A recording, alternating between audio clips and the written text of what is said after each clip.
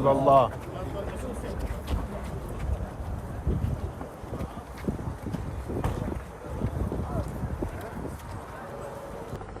أنا هون لأني أبو الولد، مش لأني رجل سياسي أو رجل دين أو رجل أي شيء. أنا هون أبو طفل. I am here because I am the boy's father, not because I am political or religious. I am here as a father of a child whose life was taken, and there are families in the country that I think need to understand what's happening. They are all there watching, seeing the raised flags, but they don't know who raised them, whether it was a Muslim or an American or a Jew. Those people have a right to know what has happened. What happened to my son is a gift for my son is a martyr. And I hope the people of Gaza welcome him and everyone else. The issue of Hamas and the issue of Gaza are global issues. They are not to do with one country and another. I am not worthy of speaking of it. And I hope that my son can be a bullet through which this issue can be resolved. We as Muslims are called criminals and terrorists, and the Israelis are heroes. You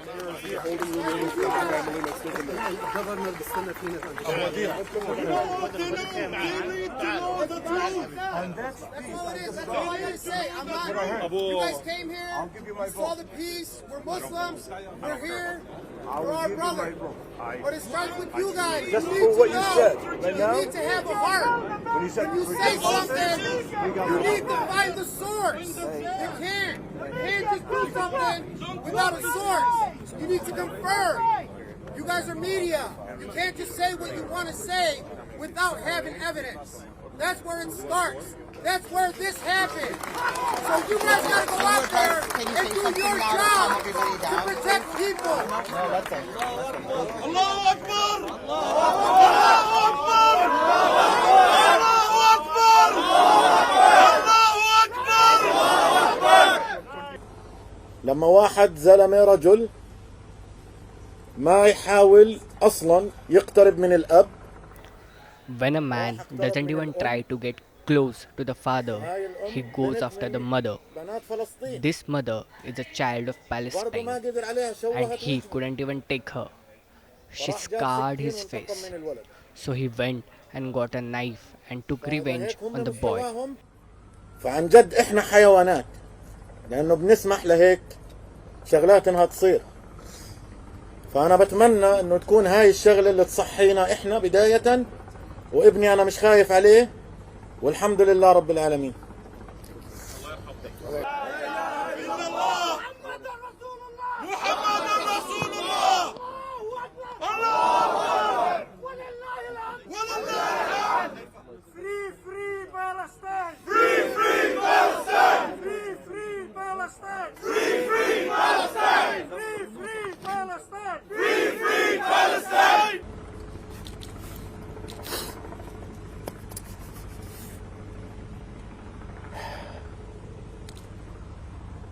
I just want to tell the whole world that we live in a country called the USA. We're not in war. And we're not bringing war here too. What happened that day for a gentleman, that he loved that kid to start with. He used to bring him toys.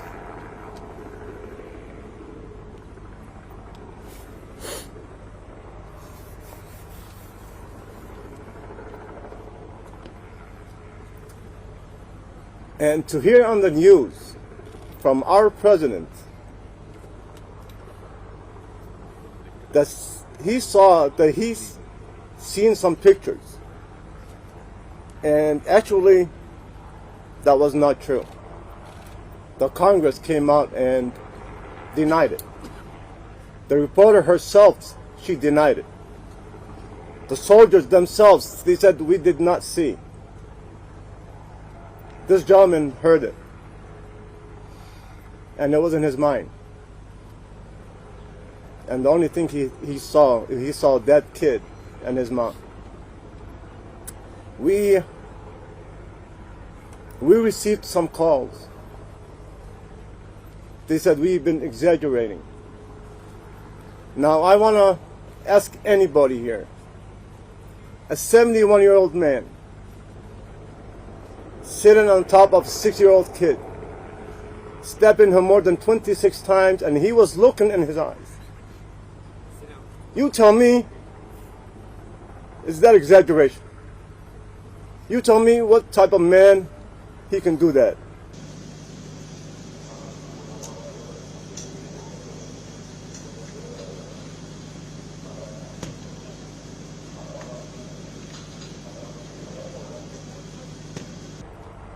I would like to say he's accountable, but he's not.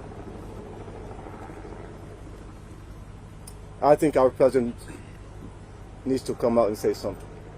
Our officials needs to come out and say something. We're not in war. The war is overseas. You want war? It's overseas. It's not our war. It's not United States war. And we're gathering here to say we need to save our kids. I'm not just saying about Palestinians. I'm saying about our kids. We need to save them.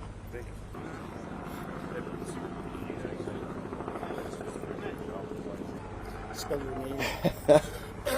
He's a 6-year-old kid. As any other 6-year-old kid, he likes to play games. He's a very kind kid. He likes to jump up and down. And we received a text message. Hopefully we can send this text message from his mom.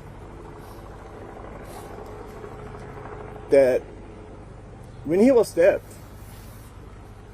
his last words to his mom, "Mom, I'm fine."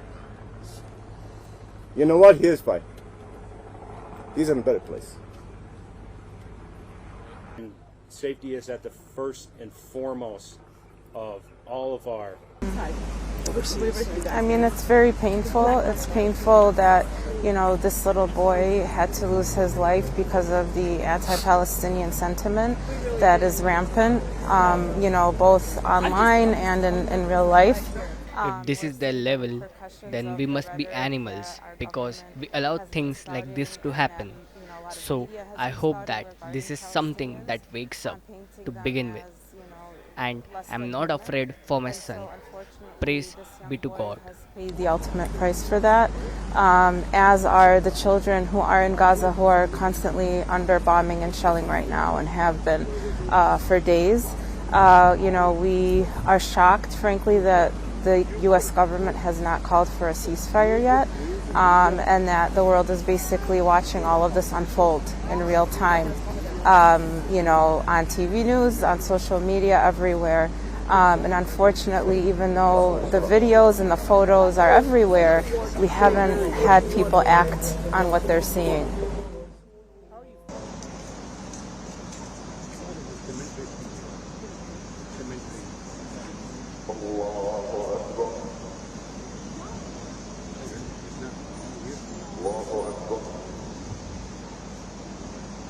Everybody was there?